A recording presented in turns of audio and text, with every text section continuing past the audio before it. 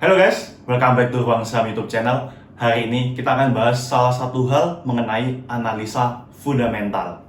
Jadi buat teman-teman yang baru terjun di pasar saham, tentu saja ada yang lebih suka di trading, tapi ada juga yang lebih suka di investing.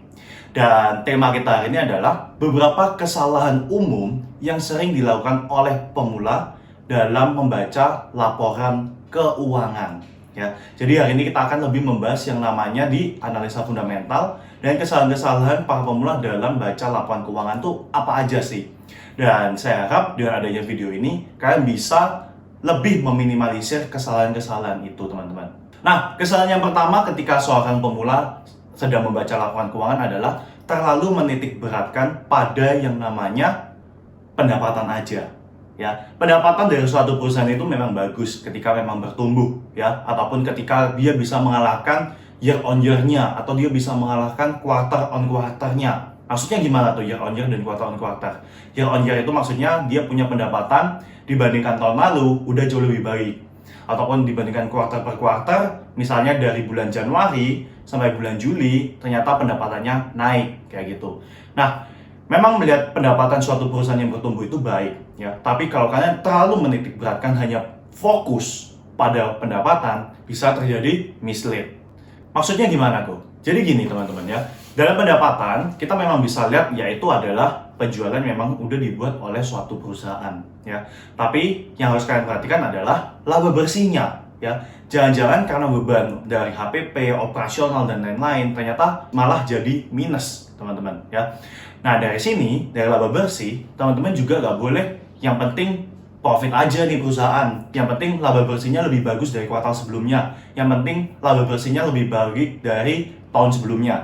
No, ya. Kita juga harus melihat yang namanya beberapa hal sebelum mengecek yang namanya laba bersihnya itu. Dari mana peningkatan laba bersih ini terjadi, teman-teman? Kalau memang dari hasil penjualan, itu tentu bagus banget. Tapi ada beberapa kasus laba bersih itu tiba-tiba tumbuh signifikan, tapi gak dari pendapatan. Lalu dari mana? Ada beberapa kasus suatu laba bersih dari perusahaan itu bisa tiba-tiba naik signifikan karena yang pertama menjual aset, ataupun yang kedua hasil dari kurs.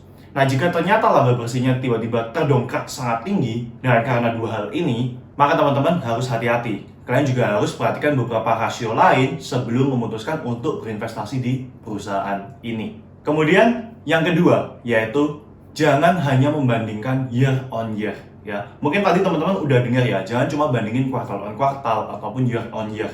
Lalu yang benar itu gimana sih kok?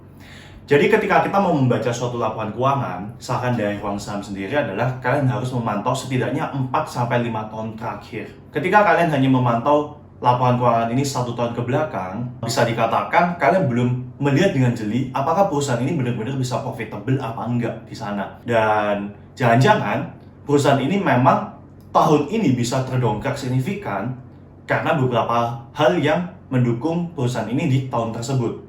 Kayak gitu, ya. Jadi teman-teman harus perhatiin yang namanya laporan keuangan itu minimal 4-5 tahun ke belakang.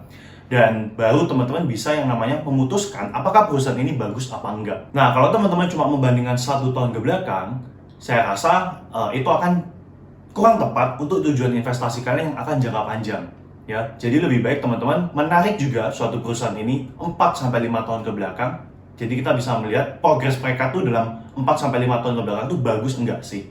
Dan dari sana kalian juga bisa mulai forecast gimana 4-5 tahun ke depan dari perusahaan ini. Kemudian, yang ketiga adalah salah satu hal yang cukup penting, tapi saya rasa banyak banget para investor pemula yang melalaikan tugasnya untuk membaca hal ini.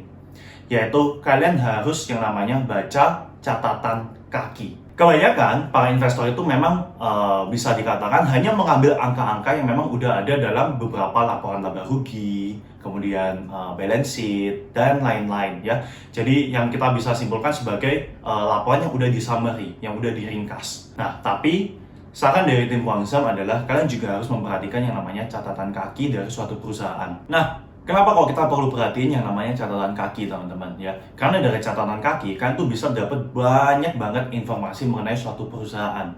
Misalnya gimana kok? Nah, misalnya yang pertama adalah gimana cara perusahaan ini bisa dapat suatu pendapatan. Ya, misalnya di sini, teman-teman bisa lihat, ini adalah salah satu contoh catatan kaki dari suatu perusahaan. Dari data ini, kalian bisa dapetin dari mana sih sumber terbesar pendapatan perusahaan ini, dan bagaimana dengan lini-lini perusahaan yang lain bertumbuh atau enggak. Kemudian, yang kedua, kalian bisa juga melihat catatan kaki dari segmen operasi.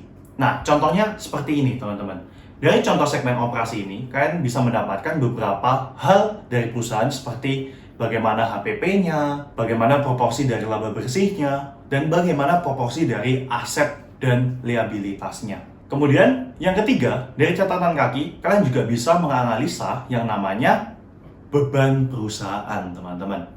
Dari beban perusahaan ini, kalian bisa dapetin beberapa info menarik, seperti apa beban terbesar dari perusahaan, dan kenaikan biaya mana yang naiknya paling tidak wajar. Jadi itulah fungsi-fungsi dari catatan kaki, teman-teman. Dan jangan lupa, ketika kalian mau menganalisa suatu emiten dengan membaca laporan keuangan, kalian harus ingat, yang pertama, jangan hanya menitik beratkan pada pendapatan dan laba bersih. Yang kedua, jangan hanya menilai year on year 1 tahun aja, tapi kalian harus ingat, yaitu analisa sampai 4 atau 5 tahun ke belakang. Dan yang ketiga, kalian wajib memperhatikan catatan kaki dari perusahaan tersebut. Oke, jadi thank you buat teman-teman yang udah nontonin. Jika kalian masih punya pertanyaan, kalian bisa langsung komen di kolom komentar, dan nanti tim Buang Saham yang akan membantu menjawabnya. Selain itu, jangan lupa like, subscribe, dan share jika memang video ini bermanfaat buat kalian. Thank you for watching, see you on the next video.